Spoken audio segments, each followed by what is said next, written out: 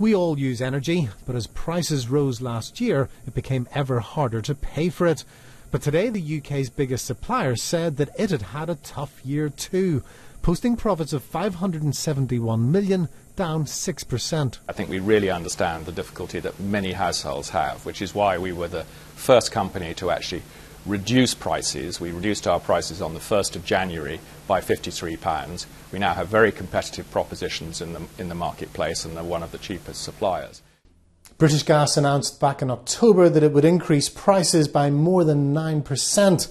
But that subsequently became a 6% rise after the government agreed to cut back the green levies on our bills. But that hasn't stopped the company from shedding customers. It's lost more than 350,000 of them over the past year.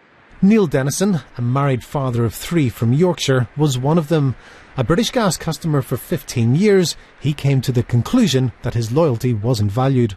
Gradually it became more and more that they were taking advantage really of existing customers, and the prices were going up higher rates than other companies. And I decided that I had to stop being a mug and actually look at this switching and see whether there was a way to bring the bills down. Energy soared up the political agenda last year when Ed Miliband announced plans to freeze prices. Today, British Gas's parent company Centrica said that had triggered a 20% fall in its shares.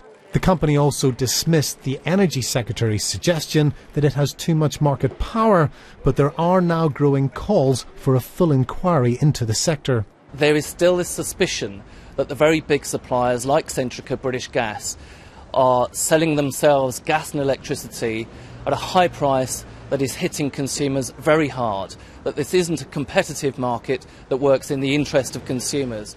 Centrica says it has to make profits to secure the energy Britain needs. But if that competition probe is confirmed, it could be the biggest loser. John Moylan, BBC News.